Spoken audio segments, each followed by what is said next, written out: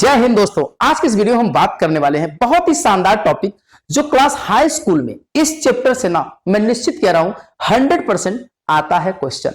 दोस्तों आप देख सकते हैं स्क्रीन पे चैप्टर है रासायनिक अभिक्रिया एवं समीकरण। यह साइंस का पाठ 1 है, कक्षा 10वीं का। दोस्तों कुछ स्लाइड ऐसे सेट किया गया है, मैं आशा करता हूं आपको केमिस्ट्री ना इतना आसान भाषा में समझा दूंगा कि मजा आ जाएगा। बहुत से बच्चे कहते हैं या केमिस्ट्री तो ऐसी बेवफा, दिन भर बैठ के पढ़ा, सुबह होते ही सफा। लेकिन ऐसी बात नहीं है, केमिस्ट्री को बस समझने की जरूरत है। बहुत ही प्यारा सब्जेक्ट है। चलिए एक एक स्लाइड को स्टार्ट करते हैं। दोस्तों आपके सामने स्लाइड है और मैं यहाँ पे आपके सामने एक एक चीजों को एक्सप्लेन करूंगा, ठीक है। यहां पे देखिए सबसे पहले स्लाइड में यहाँ पे क्या लिखा गया है, क्या होता है रासायनिक अभिक्रिया, थोड़ा इसके बारे में समझते हैं मेरे प्यारे साथियों। यहाँ पे देखेंगे रासायनिक अभिक्रिया क्या होता है, तो चलिए मैं समझता हूं रासायनिक अभिक्रिया के बारे में। देखिए दो या दो से अधिक पदार्थ, जो दोस्तों दो या दो से अधिक पदार्थ होता है, दो या दो से अधिक पदार्थ मिलकर एक से अधिक नए गुणधर्म वाले पदार्थ का निर्माण करते हैं। जैसे दो या दो से अधिक पदार्थ ना एक नए पदार्थ का, देखिए दोस्तों एक नए पदार्थ का अधिक नए गुणधर्म वाले पदार्थों का निर्माण करते हैं। अच्छा ये गुणधर्म क्या होता है, ये नया पदार्थ क्या होता है, चलिए समझते हैं। दोस्तों एग्जांपल में यहां पे देखिए हाइड्रोजन और ऑक्सीजन मिलकर जल बनाता। अच्छा कैसे बना दोस्तों, देखिए हाइड्रोजन और ऑक्सीजन, मैं यहां लिख रहा हूं हाइड्रोजन H2O, यानी कि हाइड्रोजन का दो अणु और ऑक्सीजन का एक अणु मिलकर क्या होता है, आपका क्या बनाता है दोस्तों, तो जल बनाता है। अच्छा का निर्माण करते हैं। और किसी भी रासायनिक अभिक्रिया को भौतिक विधियों से उलट नहीं किया जा सकता। अच्छा यहां पे भौतिक विधि क्या होता है दोस्तों, रासायनिक विधि और भौतिक विधि में क्या अंतर है। भौतिक विधि जिसे हम छू सकते हैं, स्पर्श कर सकते हैं, ठीक है। जैसे ये क्या है, मेरे भौतिक संसाधन है टीवी, ठीक है, ये पेन भौतिक संसाधन है। यानी कि ना किसी भी रासायनिक अभिक्रिया को ना भौतिक विधि से उलट नहीं किया जा सकता। ये चीज अपने दिमाग में बैठा लीजिएगा। तो दोस्तों आपने क्या समझा, अब मैं आपको आसान भाषा में समझाता हूं रासायनिक अभिक्रिया क्या होता है। दो या दो से अधिक पदार्थ ना, दो या दो से अधिक पदार्थ मिलकर एक नए पदार्थ का निर्माण करते हैं। क्या, एक या एक से अधिक नए पदार्थ गुणधर्म वाले का निर्माण करते हैं, ठीक है। जैसे आपको बताया गया एग्जांपल में हाइड्रोजन और ऑक्सीजन, हाइड्रोजन और ऑक्सीजन यानी कि हाइड्रोजन के दो अणु, ठीक है, और ऑक्सीजन के एक अणु मिलाकर H2O यानी पानी का निर्माण करते हैं। लेकिन एक चीज और खास बात समझिए, इसे किसी भी भौतिक विधि से उलट नहीं किया जा सकता, उलट पुलट नहीं किया जा सकता। ऐसा नहीं कि किसी भौतिक विधि का प्रयोग करके हम इसे क्या करते हैं, उलट पुलट कर सकते हैं। चलिए यहां पे क्या चीज है और समझिए। देखिए यहां पे रासायनिक अभिक्रिया में शामिल क्या क्या होते हैं। देखिए पहला दोस्तों होता है जो अवस्था परिवर्तन। क्या होता है, अवस्था, इसकी अवस्था में क्या होता है, परिवर्तन होता है, यानी स्टेज चेंज, ठीक है। साथ ही साथ रंग परिवर्तन, यानी पहले जो अभिकारक का था वो रंग बदल के उत्पाद में कुछ अलग हो जाएगा। रंग में भी परिवर्तन होता है।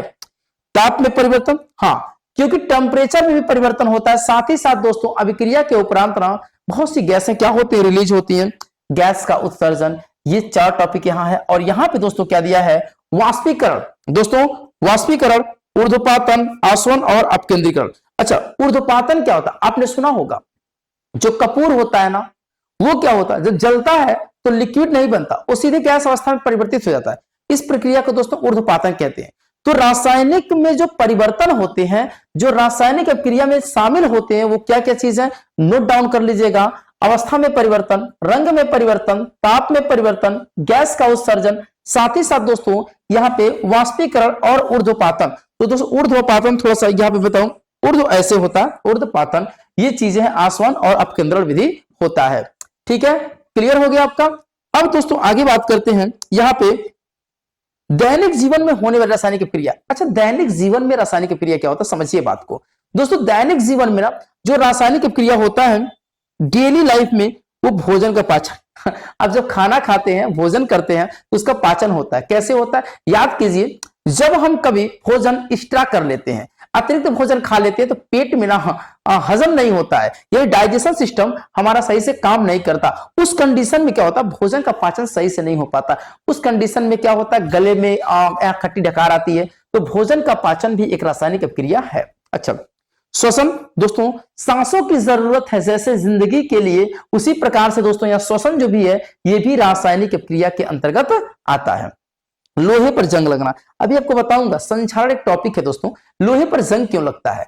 क्योंकि लोहा जब खरीद के आप लाते हैं बाजार से तो बिल्कुल नया होता है, लेकिन कुछ समय बाद देखते हैं उस पर जंग लग जाता है, मतलब गांव में उसे कहते हैं मुरझा। लोहा क्या होता है, मुरझा जाता है। इसका मतलब क्या हुआ कि जब कोई लोहा आप खरीद के लाते हैं, जब एकदम नया होता है तो उस पर जंग क्यों लगता है, ये चीजें मैं आपको आगे बताऊंगा। ठीक है, दही का बनना दोस्तों, दही का बनना, गांव में एक मेरे कहावत है, आप लोग शायद जानते होंगे, जो भी होंगे, एक कहावत है दोस्तों, जोरन। ठीक है, एक कहावत है जोरन। अच्छा, जोरन क्या होता है, गांव की महिलाएं कहती हैं कि दूध को गर्म करके लाल करके उसमें जोरन डाल दीजिए तो आपका दही जम जाएगा। जोरन क्या होता है, मुझे याद आ रहा है, मैं अपने फैक्ट से निकाला था। तो जोरन होता है दोस्तों ना, क्या होता है कि जो रन है, यानी दूध क्या होते हैं, दूध में क्या होते हैं, कण होते हैं, जो पार्टिकल होते हैं, जब गर्म करते हैं तो तीव्र गति से हलचल मचाते हैं, हलचल मचाएंगे, उसमें थोड़ा सा ठंडा होने के बाद हल्का जब गर्म होता है दोस्तों तो उसमें जोरन डाल दिया जाता है, जिससे दूध क्या दही बन जाता है। दोस्तों ये कौन सी अपक्रिया है, मैं आपको बताऊं, रासायनिक अपक्रियाएं दो प्रकार की होती हैं। सर कौन कौन होता है, थोड़ा समझा दीजिए। एक होता है दोस्तों रिवर्सल, एक होता है नॉन रिवर्सल। एक होता है रिवर्सल, एक होता है नॉन रिवर्सल। अरे सर हिंदी में समझा दो। ठीक है, समझाता हूं। एक को कहते हैं उत्क्रमणीय, एक को कहते हैं अनुत्क्रमणीय। अच्छा, उत्क्रमणीय क्या होता है वो थोड़ा मैं समझा दूं आपको। चलिए अगले स्लाइड पे लेके चलते हैं दोस्तों। उत्क्रमणीय यहीं पे समझा दे रहा आपको। देखिए जैसे मान लीजिए यहाँ पे आपका वर्फ है दोस्तों, वर्फ है ना, यहाँ पे जब पिघलेगा तो क्या बनेगा, यहाँ पे पिघलेगा क्या बनेगा, पानी। अच्छा, पानी को गर्म करेंगे क्या बनेगा दोस्तों, गैस। ठीक है, गैस को ठंडा करेंगे क्या बनेगा, पानी। पानी को ठंडा करेंगे क्या बनेगा, बर्फ। यानी कि जो एक अवस्था से दूसरी, दूसरी से तीसरी, फिर तीसरी से दूसरी, दूसरी से पहली अवस्था में आ जाए दोस्तों, उसे हम कहते हैं उत्क्रमणीय अभिक्रिया, यानी एक से दूसरा बन जाएगा। लेकिन अब उत्क्रमणीय, जैसे दूध से दही बन जाएगा, फिर दही से दूध नहीं बनेगा, उसे कहते हैं अनुत्क्रमणीय अभिक्रिया। क्लियर हुआ, क्लियर हो गया। मैं आशा करता हूं आपको समझ में आ रहा होगा। मेरे प्यारे साथियों, यह टॉपिक था दैनिक जीवन में होने वाले परिवर्तन। अच्छा, दही के बाद सुन के मुंह में एक अजीब सा पानी, क्योंकि अब तो शादी विवाह में उतना दही चलता नहीं, मैं देखता हूं पहले के लोग क्या करते थे, दही चूरा का ज्यादा सेवन करते थे। अब तो यार बफर सिस्टम लग गया है ना, खड़े होकर थाली लेके खाओ, खाने के चक्कर में दूसरे के ऊपर खाना गिरा दो, है ना, ये चीजें चलती रहती हैं। आगे बात करें अगले स्लाइड में, देखिए यहां पे एक बहुत इंपॉर्टेंट टॉपिक है दोस्तों, यहां पे थोड़ा मैं जूम कर दूं। देखिए ये अभिकारक क्या होता है, उत्पाद क्या होता है, इस बारे में समझते हैं दोस्तों। जो अभिकारक है ना, इसे इंग्लिश में रिकेंट कहते हैं। अभिकारक क्या होता है, उत्पाद क्या होता है, इस बात को समझिएगा ध्यान से। देखिए दोस्तों, जैसे कोई रिएक्शन होता है ना, तो बीच में तीर होता है। क्या होता है, तीर होता है। ठीक है, तीर नजरों के ऐसे न मार, तीर आर पार हो जाता है, वही कहानी दोस्तों। यानी इस साइड में जो होता है दोस्तों, उसे अभिकारक कहते हैं, इस साइड में जो होता है तीर के बाद, उसे उत्पाद कहते हैं। चीजें क्लियर हो रही है, चीजें क्लियर हो रही है। यानी जो विकारक है उससे उत्पाद बनता है। क्या, जो विकारक है दोस्तों उससे उत्पाद बनता है। अभी मैं बताऊंगा क्या होता है। ऐसे पदार्थ जो किसी रासायनिक क्रिया में भाग लेते हैं, जो रासायनिक क्रिया में भाग लेते हैं, पार्टिसिपेट करते हैं दोस्तों, उसे हम क्या कहते हैं, जब पार्टिसिपेट करेंगे उसे क्या कहते हैं, उसे कहते हैं दोस्तों अभिकारक। क्या कहते हैं, अभिकारक। लेकिन दोस्तों ऐसे पदार्थ जिनका रासायनिक क्रिया में निर्माण होता है उसे क्या कहते हैं, उत्पाद। सर मुझे समझाओ ना ये होता क्या है। चलिए मैं एक कहानी बताता हूं। जैसे देखिए हाइड्रोजन और ऑक्सीजन मिलकर क्या बनता है, जल। दोस्तों कैसे बनता है मैं समझा रहा हूं आपको। यहां पे मान लीजिए मैंने लिखा H, ठीक है, यहां पे लिखा O और यहां पे मैंने गिब्स कर दिया। दोस्तों ये क्या, हाइड्रोजन और ऑक्सीजन ये चीज है। देखिए यहां पे क्या होता है, हाइड्रोजन का जो दोस्तों एक पॉजिटिव चार्ज होता है। ठीक है, यहां पे अगर हाइड्रोजन की मात्रा 2 कर दी जाए, ठीक है, और यहां पे ऑक्सीजन हो जाएगा, तो यहां पे हम H2O निकाल सकते हैं। अच्छा, क्या ये रिएक्शन सही है, नहीं, थोड़ा सा इसमें गलती है। देखिए ऑक्सीजन जो होता है दोस्तों, ये ऑक्सीजन है, यानी हाइड्रोजन का 2 टाइम और ऑक्सीजन मिलके दोस्तों ये जो पार्ट होता है ना, इसे क्या कहते हैं, अभिकारक, इसे क्या कहते हैं, उत्पाद। अच्छा, इसको बैलेंस और करना है, इसे O2 कर दीजिए और यहां पे 2 कर दीजिए, N2H2O और यहां 2 का मल्टीप्लाई कर दीजिए। देखिए दोनों तरफ रिएक्शन क्या है, बैलेंस है। ठीक है, तो हाइड्रोजन और ऑक्सीजन का मिलके क्या बनता है, जल बनता है। क्या बनता है, जल बनता है। इतनी चीजें आप समझ गए होंगे। ओके, अब आगे चलते हैं दोस्तों, अगले टॉपिक में चलते हैं। अगले टॉपिक में अब थोड़ा सा मैं आपको यहां समझाता हूं, तो आपको 2 चीजें क्लियर हो गई। अभिकारक किससे कहते हैं, अभिकारक वो होता है जिससे कोई चीज बनता है। चलिए मैं समझाता हूं। जैसे मान लीजिए आपके घर में खाना बनता है। जी सर, खाना तो सबके घर में बनता है। जब आप पानी डालते हैं चावल में, ठीक है, पानी डालते हैं चावल में, तो चावल पर कच्चा होता है, और पानी डालते हैं, जब उस पर आग देते हैं दोस्तों, तो आग देते हैं तो एक रिएक्शन होता है और एक नया चीज बनता है। क्या, खाने वाला चावल। ठीक है, तो क्या हुआ, यानी पानी और चावल मिलकर एक नया चावल बना। तो पानी और चावल जो शुरू मिला रहे हैं उसे अभिकारक कह सकते हैं, और जो बाद में मिलेगा दोस्तों उसे उत्पाद कह सकते हैं। इतनी कहानी आपको समझ में आ गई होगी। क्या इतनी कहानी समझ में आ गई। चलिए सर एक चीज और बताते हैं।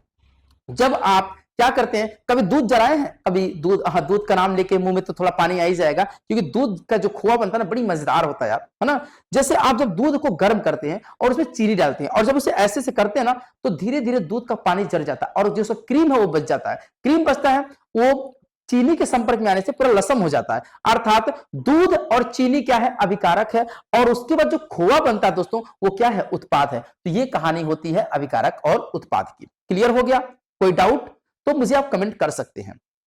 आगे दोस्तों, रासायनिक समीकरण क्या होता है? अच्छा, एक चीज तो नहीं समझ में आया, अभिकारक अभिक्रिया तो समझ में आ गया, रासायनिक अभिक्रिया क्या होता है, जिसमें क्या होता है दोस्तों, जिसमें क्या होता है, जिसमें आपका अभिकारक और उत्पाद होता है। लेकिन समीकरण क्या होता है, बहुत प्यारा सा चीज है। देखिए, रासायनिक अभिक्रिया को रासायनिक समीकरण द्वारा निरूपित किया जाता है। ओ माय गॉड, यानी रासायनिक अभिक्रिया जो होता है वही रासायनिक समीकरण होता है क्या? हाँ, कैसे होता समझिए।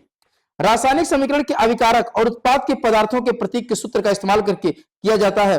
प्रतीकों के साथ उनकी भौतिक अवस्थाओं को भी दर्शाया जाता है। प्रतीक जो सिंबल होता है उसको दर्शाया जाता है कि उसकी भौतिक अवस्थाएं क्या है, क्या वो ठोस है, क्या वो गैस है, क्या वो एक्वा है, इस प्रकार से चीजें क्या है, लिक्विड है, इस प्रकार की चीजों को उसमें दर्शाया जाता है। क्लियर हो गया? समझ में आ गया आपको? यानी ये होती है दोस्तों क्या, ये होता है आपका जो रासायनिक समीकरण होता है। तो रासायनिक अभिक्रिया को रासायनिक समीकरण द्वारा निरूपित किया जाता है। ये रासायनिक अभिक्रिया जो है ना उस समीकरण के द्वारा ही निरूपित किया जाता है, ऐसे नहीं किया जाता, समीकरण के द्वारा ही निरूपित किया जाता है। जैसे रासायनिक समीकरण के अभिकारकों और उत्पादों में पदार्थ के प्रतीक सूत्रों का इस्तेमाल किया जाता है और प्रतीकों के साथ उनकी भौतिक अवस्थाओं का भी बात। जैसे सूत्र क्या है, H2O, ये सूत्र है, ठीक है। तो उनके जो सूत्र है उनके साथ इन्हें निरूपित किया जाता है। अच्छा, यहां पे देखेंगे मैग्नीशियम रिबन का वाई ऑक्सीजन में दहन कर मैग्नीशियम ऑक्साइड बनता है। देखिए, जो यहां पे मैग्नीशियम रिबन होता है ना दोस्तों, उसका वाई में दहन मतलब जलना, ठीक है, दहन करके मैग्नीशियम ऑक्साइड बनता है। अच्छा, मैग्नीशियम ऑक्साइड का सर फार्मूला क्या होगा? देखिए, मैग्नीशियम को कहते हैं Mg और यहां पे प्लस O हो जाएगा और यहां पे दोस्तों MgO, क्या, ओ माय गॉड, नहीं, इसे कहते हैं मैग्नीशियम ऑक्साइड, क्या, मैग्नीशियम ऑक्साइड। तो यहां पे मैग्नीशियम कितना होता है, मैग्नीशियम का मेरे प्यारे साथियों 2 प्लस चार्ज होता है और ऑक्सीजन का 2 माइनस होता है। ये दोनों आपस में क्या होते हैं, चार्ज डिस्ट्रीब्यूट करते हैं, डिस्चार्ज होते हैं और यहाँ पे एक नया प्रोडक्ट बनाते हैं। इस वाले को दोस्तों क्या कहते हैं, अभिकारक। क्या कहते हैं, अभिकारक, नोट कर लेंगे। और इसे दोस्तों क्या कहते हैं, उत्पाद। क्या कहते हैं, उत्पाद। तो इतनी बातें आपको समझ में आ गई होंगी। क्लियर है? आगे चलें। हाँ, एक चीज और, सॉलिड के लिए S, लिक्विड के लिए I, L और गैस के लिए G और एक्वा के लिए AQ का प्रयोग करते हैं। एक्वास क्या होता है दोस्तों, ये जलीय विलयन होता है। क्या, ये जलीय विलयन होता है। एक्वास क्या होता है, जलीय विलयन होता है। क्लियर है आपको? तो देखना, रासायनिक अभिक्रिया जब करोगे तो कहीं आपको S देखने को मिलेगा ब्रैकेट में, कहीं AQ देखने को मिलेगा, ठीक है, AQ ऐसे देखने को मिलेगा, और कहीं आपको क्या देखने को मिलेगा, G देखने को मिलेगा, और कहीं आपको L देखने को मिलेगा। इसका मतलब आप समझ सकते हैं ये एक सिंबल होता है।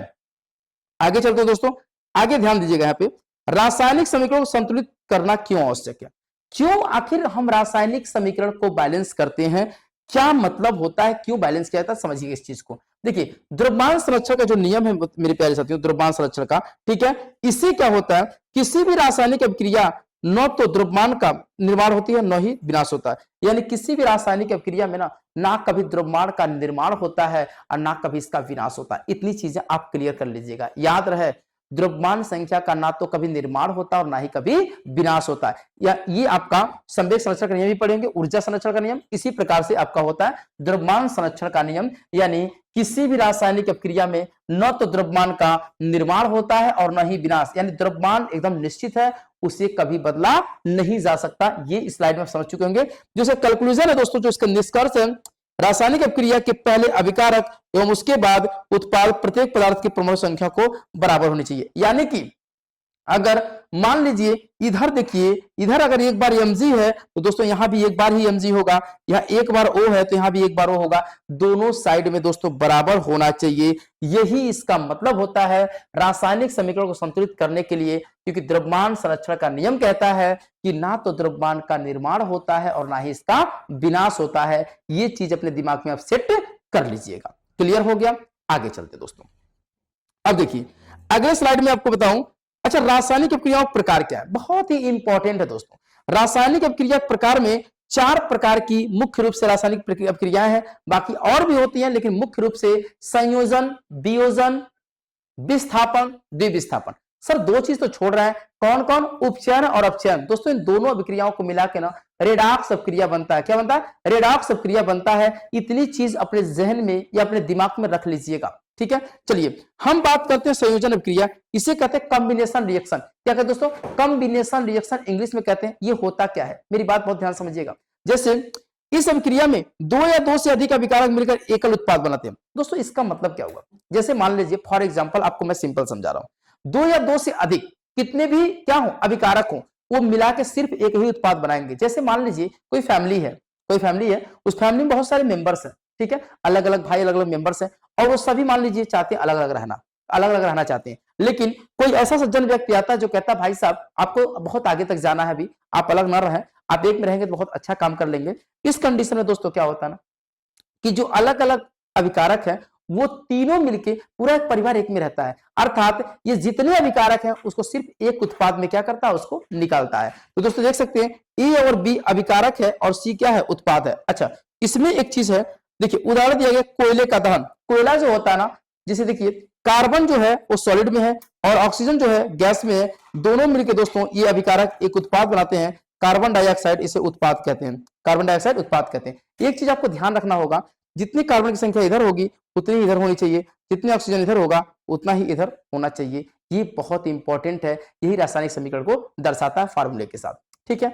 आगे देखिए यहाँ पे जल का निर्माण कैसे होता है, देखिए 2H2O अभी मैं इसके पहले बताया था, और यहाँ O2 जो ऑक्सीजन गैस है हाइड्रोजन गैस से रिएक्शन करता है और जल का निर्माण होता है।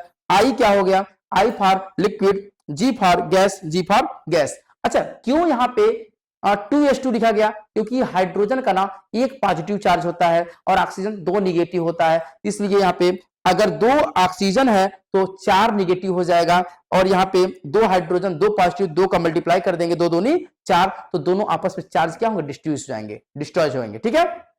ये चीज है। आगे चलते हैं दोस्तों, वियोजन अभिक्रिया। सेम वही फैमिली की बात हुई, अगर कोई फैमिली एक में रह रहा है, उसे कई भाई हैं एक में रहते हैं, लेकिन उसको कोई ऐसा व्यक्ति आता है जो क्या करता है, उस फैमिली को अलग अलग कर देता है। नहीं देखते गांव में कुछ लोग क्या करते हैं, दूसरे घर देखते रहते हैं, इनके घर कंपाइन आ गया, हाँ इनके घर गाड़ी आ गया, इसी घर को ऐसे फोड़ा जाए। अर्थात इसका मतलब क्या हुआ कि किसी के घर को अलग कर देना, उनके भाइयों को अलग अलग कर देना, संयुक्त परिवार को बिछाड़ देना, ये वियोजन कहलाता है। आप सिंपल समझिए ना, वियोजन में क्या, अलग अलग कर देना, अर्थात एक चीज को अलग अलग भागों में कर देना। इसका परिभाषा है एक अभिकारक टूटकर, देखिए दोस्तों एक अभिकारक टूटकर अलग अलग उत्पादों में क्या होता है, विभाजित हो जाता है। एक उत्पाद टूटकर अलग अलग अभिकारक में क्या होता है, विभाजित हो जाता है, उसे वियोजन अभिक्रिया कहते हैं। देखिए अभिकारक क्या है, ए है, लेकिन उत्पाद कितना है, यहाँ उत्पाद कितना है दोस्तों, यहाँ पे देख सकते हैं B+C है, उत्पाद कितना है, B+C है, ठीक है। अच्छा इसमें क्या क्या होता है दोस्तों, उष्मीय वियोजन होता है, वैद्युत वियोजन और प्रकाशीय वियोजन। थोड़ा थोड़ा सब पे मैं संक्षिप्त प्रकाश डाल दे रहा हूं ताकि आप चीजों को समझ पाए। देखिए यहां पे मैं उष्मीय वियोजन बता दूं आपको, उष्मीय वियोजन क्या होता है। देखिए यहां पे उष्मीय वियोजन, और उष्मीय लिखा गया, उष्मीय है, अभिकारक का उष्मा गर्मी द्वारा वियोजन किया जाता है। अच्छा गर्मी द्वारा क्या होता है, देखिए जब कैल्शियम कार्बोनेट को गर्म किया जाता है, हीट किया जाता है, उष्मा दिया जाता है, तो कैल्शियम ऑक्साइड और CO2 गैस के रूप में बाहर निकल जाता है। यानी कि जब हम कैल्शियम कार्बोनेट को हीट करते हैं, उष्मा देते हैं, तो यहाँ पे क्या होता है दोस्तों, कैल्शियम ऑक्साइड अलग हो जाता है और कार्बन डाइऑक्साइड गैस क्या हो, ऊपर निकल जाता है। इसका मतलब तीर का मतलब होता है ये कहां निकल जाता है, ऊपर निकल जाता है। अगला दोस्तों वैद्युत वियोजन, विद्युत धारा के प्रवाहित होने के कारण होने वाला वियोजन विद्युत वियोजन कहलाता है। जैसे यहाँ पे एक चीज समझिएगा, 2H2O यानी कि 2H2O यहाँ पे जल का एक अणु है और यहाँ पे टूट के अलग अलग हाइड्रोजन अलग हो जाएगा और ऑक्सीजन अलग। संयोजन में दो या दो से अभिकारक मिलकर एक उत्पाद बनाते हैं, वियोजन में एक अभिकारक अलग अलग उत्पाद बनाता है, बस यही फर्क है। संयोजन में क्या होता है, जुटता है उत्पाद, और वियोजन में क्या होता है, उत्पाद अलग अलग हो जाता है। बस दोनों का अंतर बहुत सिंपल है। अगला देखिए प्रकाशीय वियोजन क्या होता है, सूर्य के प्रकाश के उपस्थित होने वाले वियोजन। जैसे यहाँ Ag यानी सिल्वर क्लोराइड है, और यहाँ देखिए Ag अलग हो गया और Cl अलग हो गया। दोस्तों यहाँ पे Cl2 रहेगा, क्या रहेगा, Cl2। यहाँ पे 2 छूट गया था क्योंकि यहाँ पे देखिए क्या है, एक गैस है, Cl गैस नहीं Cl2 गैस होता है। और यहाँ पे देखिए 2 बार Ag है और 2 बार क्लोरीन है, तो 2 बार यहाँ Ag हो गया दोस्तों और 2 बार यहाँ पे क्लोरीन हो गया। Ag क्या है, सॉलिड है, और क्लोरीन क्या है, गैस है। लेकिन AgCl क्या है, जो सिल्वर क्लोराइड है, ये क्या है आपका, सॉलिड है। तो ये कब क्रिया होता है, ये सूर्य के प्रकाश में होता है, सनलाइट में फोटोसिंथेसिस की रिएक्शन से होता है। ठीक है।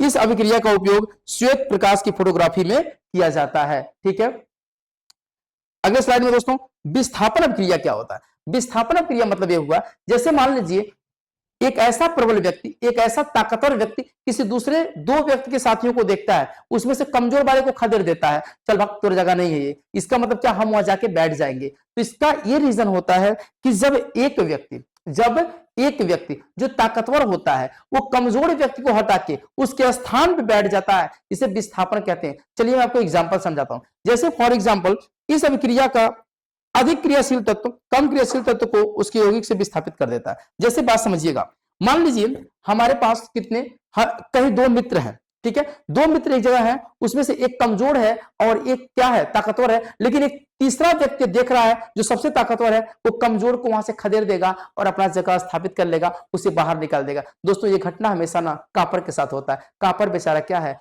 कॉपर एक अपवाद है पीरियोडिक टेबल के अंतर्गत। ठीक है, चलिए आपको समझा रहा हूं। देखिए यहाँ पे आयरन क्या है, ये लोहा है, और यहाँ कॉपर सल्फेट है जो एक्वा है, और जब यहाँ आयरन आपका ताकतवर है, प्रबल है, और यहाँ पे कॉपर क्या है, दुर्बल है, तो यहाँ पे आयरन क्या करता है, इसको रिमूव करता है और अपना स्थान फेरस सल्फेट बनाता है, और कॉपर क्या करता है, अलग कर देता है। इस अभिक्रिया को विस्थापन अभिक्रिया कहते हैं। इसका मतलब जो अधिक क्रियाशील तत्व है ना, वो कम क्रियाशील तत्व को क्या करता है, मूव कर देता है, खदेड़ देता है कि चल भाई तुम्हारा यहाँ जगह नहीं है, तो इसको हम क्या कहते हैं, विस्थापन अभिक्रिया कहते हैं। ठीक है, अच्छा सर एक और रिएक्शन, चलिए यहाँ पे देखिए Zn जिंक है दोस्तों, और ये भी कॉपर सल्फेट है, क्या कॉपर सल्फेट है, गिब्स, यहाँ पे जिंक ताकतवर है, फिर कॉपर को अलग कर देगा क्योंकि कॉपर अपवाद है। पीरियोडिक टेबल में दो तत्व अपवाद हैं, एक कॉपर और एक क्रोमियम, एक कॉपर और क्रोमियम। सर सिंबल क्या है, Cr और Cu, Cr और Cu, परमाणु क्रमांक 24, परमाणु क्रमांक 29।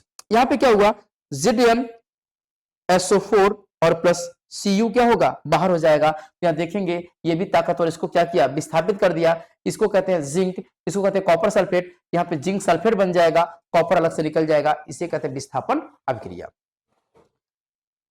चलिए आगे देखते हैं द्विविस्थापन अभिक्रिया। ये अभिक्रिया बहुत कमाल की होती है दोस्तों। ये अभिक्रिया क्या होता है, ये आयनों का आदान प्रदान होता है। जैसे मान लीजिए दो व्यक्ति एक साथ पहले से रह रहे हैं, दो व्यक्ति एक साथ पहले से रह रहे हैं, दोनों व्यक्ति क्या किए, उसका एक आदमी इसके पास आ गया, इसका एक आदमी उसके पास। जैसे आप देखिएगा कभी कभी पिक्चरों में क्या होता है, जैसे हीरो हीरोइन जो होते हैं, ये गुंडा होता है, गुंडे का भाई हीरो के पास होता है, हीरोइन जो है गुंडे के पास होती है, तो लोग क्या करते हैं, अदला बदली करते हैं। क्या करते हैं, अदला बदली कहते हैं कि मेरे भाई को वापस करो तो मैं लड़की को वापस करूंगा। अब क्या होता है, इधर से हीरो उसके भाई को लेके जाता है, गुंडा उसकी हीरोइन को लेके आता है, वहां क्या होता है, एक के बदले एक का आदान प्रदान होता है, यानी एक यहां जाता है और एक वहां जाता है, तो दोनों क्या रिएक्शन बराबर होता है। यही है आपका द्विविस्थापन अभिक्रिया। बात समझिए कहानी क्या है। यहाँ पे इस अभिक्रिया में उत्पाद का निर्माण दो यौगिकों के बीच आयन प्रदान से होता है। देखिए यहाँ पे दोस्तों सोडियम सल्फेट है क्या, और यहाँ पे बेरिलियम क्लोराइड है। यहाँ पे क्या हुआ, अब होता कैसे है, सोडियम दोस्तों क्या है, प्लस है, सल्फेट क्या है, माइनस है, बेरिलियम क्या है, प्लस है,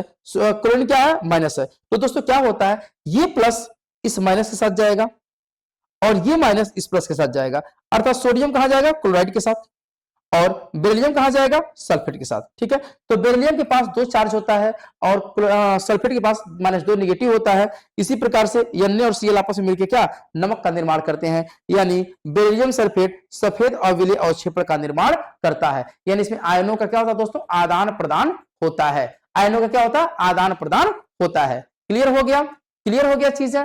किसी को कोई डाउट हो तो आप मुझे जरूर कमेंट कर सकते हैं। ठीक है, चलिए आगे चल रहे हैं दोस्तों। वही कहानी आ गई, उपचयन और अपचयन। देखिए उपचयन और अपचयन, इसी को दोस्तों रेडॉक्स कहते हैं। क्या कहते हैं, रेडॉक्स कहते हैं। अच्छा ये कहानी क्या होती है, देखिए उपचयन दोस्तों जो होता है ना, और जो अपचयन होता है, उपचयन देखिए, उपचयन और अपचयन, इसमें क्या होता है, पदार्थ में ऑक्सीजन की वृद्धि होती है, हाइड्रोजन की कमी। दोस्तों जिसमें ना ऑक्सीजन की वृद्धि होती है और हाइड्रोजन की कमी होती है, अर्थात निगेटिव बढ़ता है दोस्तों, क्या निगेटिव बढ़ता है, ठीक है, और पॉजिटिव घटता है।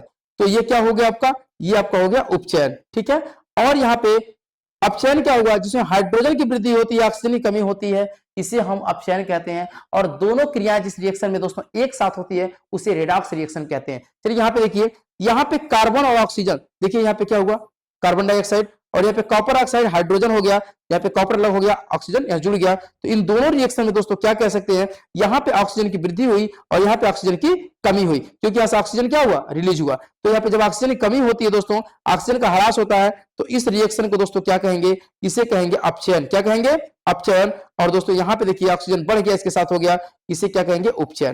क्लियर है। तो दो रिएक्शन और दोनों अगर एक साथ होता है उसे दोस्तों क्या कहते हैं, रेडॉक्स। क्या कहते हैं, रेडॉक्स रिएक्शन कहते हैं। यानी जिस रासायनिक क्रिया में अपचयन और उपचयन एक साथ संपन्न हो उसे हम रेडॉक्स रिएक्शन कहते हैं, उसे रेडॉक्स रिएक्शन कहते हैं। इतनी चीजें अपने दिमाग में बैठा लीजिएगा। अगले स्लाइड पे है दैनिक जीवन में उपचयन की अभिक्रियाओं का प्रभाव। दोस्तों जो डेली लाइफ में होता है ना, आपको मैं बताया संक्षारण बाद में बताऊंगा, संक्षारण आ गया, जिसका मुझे था इंतजार वो घड़ी आ गई। इसका मतलब संक्षारण क्या होता है अभी मैं बताऊंगा। संक्षारण, जब आप किसी दुकान पे जाते हैं, जैसे मान लीजिए फॉर एग्जांपल किसी दुकान पे जाते हैं, लोहे की सामान खरीदते हैं। दोस्तों जब हम किसी दुकान पे जाते हैं ना, लोहे के नए सामान खरीदते हैं, जैसे घर पे लाते हैं, अगर हम किसी जगह उसे फेंक दें, जैसे कोने में कुछ लोग फेंक देते हैं, तो अगर फेंक दें तो कुछ दिन बाद उस लोहे पर ना मुरझा लग जाता है, जंग लग जाता है, उसका रंग बदल जाता है। ठीक है, तो उसका रंग बदल जाता है, भूरा रंग हो जाता है, उस पर जंग लगना शुरू हो जाता है। उसी को दोस्तों संक्षारण कहते हैं। चलिए परिभाषा के माध्यम से देखते हैं। ठीक है, जब कोई धातु आर्द्रता वायु पानी अम्ल आदि के संपर्क में आता है तो धातु संक्षारित हो जाता है। जैसे लोहे पर जंग लगना, चांदी पर काली परत चढ़ जाना, तांबे पर हरी परत चढ़ जाना। याद करिए जो तांबे का तार होता है ना, जो तांबे का तार, उसमें जब शॉर्ट सर्किट होता है तो तांबा का तार दोस्तों हरा हो जाता है। लोग कहते हैं कार्बन पकड़ लिया, घर में लाइट नहीं जा रहा है। जब तार की ज्वाइनिंग होती है ना, वो हरा कलर हो जाता है। चांदी को जो लोग पहनते, जो आपका देखते हैं, हाँ, जो महिलाएं नहीं है पैर में पहन लेती हैं, क्या कहते हैं, पाजेब, छायकल, जो चीजें होती है, पायल वगैरह, वो जब पहन के चलती हैं तो धीरे धीरे क्या होता है, गर्दन नीचे से क्या होता है, छायकल में घुस जाता है, मतलब कि उसमें क्या कहते हैं, पायल में घुस जाता है। तो देखते हैं, जाती हैं सबकी, चले इसको कहीं साफ करा लें, वो जाती है दुकान पे, भैया इसको साफ कर दीजिए, वो साफ कर देता है, फिर कहती है मेरा जो पायल है नया हो गया। ठीक है ना। तो ये चीजें होती है किसमें दोस्तों, ये होता है उसमें, किसमें, जो आपका अतिरिक्त परत चढ़ जाता है किसी चीज पर। अच्छा, ये मैंने धातु आर्द्रता वायु नमी क्या होता है। देखिए हवा में हमेशा नमी होता है, कहेंगे सर बरसात में क्या होता है, नमी होता है, ठंडी में क्या होता है, नमी, गर्मी में क्या होता है, सूखा होता है। लेकिन हवा क्या होता है, जब बारिश होता है तो उसके साथ हमेशा नमी चलती है, क्योंकि उसमें ऑक्सीजन है और ये नमी होती है, जिसके कारण लोहे पर एक अलग कलर का रंग लग जाता है। चलिए मैं बता रहा हूं अपने भाषा में।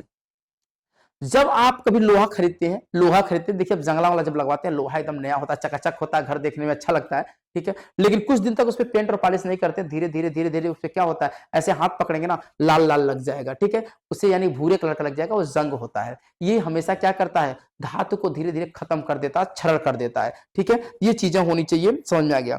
चलो दोस्तों, तो समझ में आ गया। अच्छा, इसका बचाव कैसे होगा दोस्तों, बचाव करने के लिए पेंट लगाते हैं, पॉलिश करते हैं, और दोस्तों क्या करते हैं, पॉलिश कर, तेल या ग्रीस का प्रयोग करते हैं, तेल या ग्रीस का प्रयोग करते हैं। इतने चीजों से धातु को संक्षारित होने से बचाया जा सकता है। क्लियर। आगे दोस्तों, विकृत गंधिता क्या होता है, विकृत गंधिता वसा युक्त तैलीय खाद्य सामग्री वायु के संपर्क में आने से उपचयित होकर इस स्वाद में गंध परिवर्तित हो जाता है, इसे दोस्तों विकृत गंधिता कहते हैं। अच्छा, एक काम करिए, आपने कभी चिप्स खाया है, चिप्स के पैकेट में नाइट्रोजन गैस होता है, क्या नाइट्रोजन गैस होता है। जब चिप्स को खाते हैं ना, तो नाइट्रोजन गैस जो होता है वो निकल जाता है। जैसे मान लीजिए कोई चिप्स का पैकेट है, उसे फाड़ के रख दीजिए, 4-5 घंटे के लिए रख दीजिए, जब उसे महकेंगे ना, अजीब कलर का स्मेल आता है। क्यों, क्योंकि नाइट्रोजन गैस के कारण क्या होता है, वो सही रहता है। इसलिए कभी कभी क्या होता है, जब हम लोग बचपन में छोटे थे, तो मुझे याद आ रहा है कि जब हम लोग के घर में जो मम्मी है वो नागपंचमी पे या क्या कहते हैं, होली पर कुछ तेल भी चीजें बनाती थी, जैसे गुजिया, गुलगुला, पकौड़ी वगैरह होता था, तो लोग बचपन में क्या करते थे,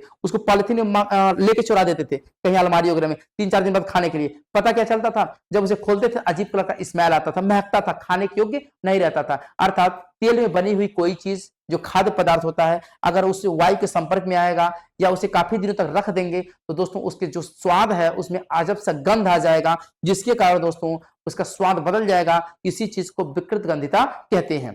क्लियर हो गया, टॉपिक क्लियर है। आगे चलते हैं। अगला दोस्तों, रासायनिक अभिक्रिया के जो प्रकार थे वो तापमान के आधार पर क्या थे। एक होता है दोस्तों उष्माक्षेपी, एक होता है उष्माशोषी। ये दोनों रिएक्शन बहुत ध्यान समझिएगा। उष्माक्षेपी क्या होता है, उष्माशोषी। अच्छा, नाम से ही पता चल रहा है कि जो उष्मा को क्या करती है, जिसके लिए उष्मा आवश्यकता होती है, बिना उष्मा का रिएक्शन हो नहीं सकता, उसे शोषी कहते हैं। अच्छा, उष्मा की आवश्यकता है तो उष्मा क्या होता है, छोड़ता है, उसे हम क्षेपी कहते हैं। जिन अभिक्रियाओं में उत्पाद के निर्माण के साथ उष्मा भी उत्सर्जन होता है, प्राकृतिक गैस का दहन, जैसे मीथेन है और ऑक्सीजन है, यहाँ पे कार्बन डाइऑक्साइड और जल, और साथ ही साथ क्या, हीट, उसमें बाहर निकलेगा। ठीक है, जैसे आपको मैं समझा रहा हूं, ध्यान समझिएगा।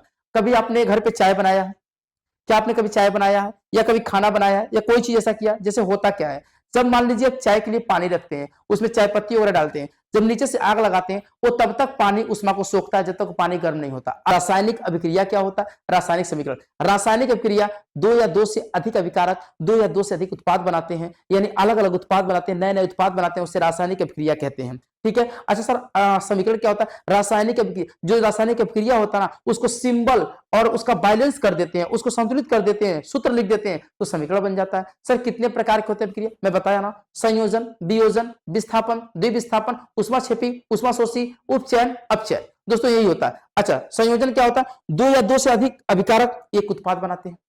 वियोजन क्या होता है? एक अभिकारक अलग अलग उत्पाद बन जाता है। समझ में आ गया? एक बार जुटता है और एक बार टूटता है। ठीक है, एक बार अभिकारक मिलकर जुट के एक उत्पाद बनाएगा तो संयोजन माने जोड़ना, जुट के उत्पाद, और वियोजन माने एक ही अभिकारक अलग अलग उत्पाद बना देगा, उसे वियोजन कहते हैं। विस्थापन क्या होता है? यानी कोई प्रबल तत्व है जो कमजोर तत्व को क्या करेगा? उसके स्थान से खदेड़ देगा। चल हट, यहां तर जगह नहीं है, अर्थात क्या होगा? जिंक कॉपर को खदेड़ देगा, सल्फेट के साथ आ जाएगा। आयरन कॉपर को हटा देगा, सल्फेट से आ जाएगा, इसे क्या कहते हैं? विस्थापन। द्विविस्थापन क्या होता है? जहां आयनों का आदान प्रदान होता है, आयनों का आदान प्रदान, जैसे मैंने आपको गुंडा वाला बात समझाया था, यानी एक लेना और एक देना। ठीक है, तो इस प्रकार से क्या होता है? उसका प्लस उसके मान के साथ, इसका प्लस उसके मान के साथ आपस में क्रिया कर लेता है। अच्छा, उपचयन क्या होता है? अपचयन, जिसमें ऑक्सीजन की वृद्धि होती है, हाइड्रोजन की कमी होती है। ऑक्सीजन की वृद्धि होती है, हाइड्रोजन की कमी होती है, उसे ऑक्सीकरण या अपचयन कहते हैं। जिसमें हाइड्रोजन बढ़ता है, ऑक्सीजन घटता है, उसे अपचयन कहते हैं। क्लियर है? जिसमें दो अभिक्रिया एक साथ होती है उसे रेडॉक्स अभिक्रिया कहते हैं। उष्माक्षेपी, उष्माशोषी, जिसमें उष्मा रिलीज होता है उसे क्या कहते हैं? उष्माक्षेपी कहते हैं। जिसमें उष्मा की आवश्यकता होती है उसे उष्माशोषी कहते हैं। ठीक है, साथ ही साथ विकृत गंधिता और संक्षारण, जब कोई चीज नया होता है उस पर अतिरिक्त रंग, अतिरिक्त कलर चढ़ जाता है, जैसे चांदी का काला होना। ठीक है, तांबा का जो तार होता है कॉपर का, उस पर क्या होता है? हरे कलर का क्या कहते हैं उसको? कार्बन लग जाना। ठीक है, साथ ही साथ जो आपका क्या होता है? लोहा होता है, उस पर जंग लग जाना, ये संक्षारण होता है। विकृत गंधिता क्या होता है? जब तेल से बनी हुई चीजें काफी लंबे समय तक आप रख देते हैं और इसे खाते हैं दोस्तों, तो उसका स्मेल अजीब होता है और वो चीजें हम खा नहीं पाते हैं, उसे हम विकृत गंधिता कहते हैं। दोस्तों मैं आशा करता हूं इस वीडियो से आपको काफी हेल्प मिला होगा। वीडियो कैसा लगा एक बार मुझे कमेंट जरूर करें। मिलते हैं अगले वीडियो में, तब तक के लिए जय हिंद, जय भारत।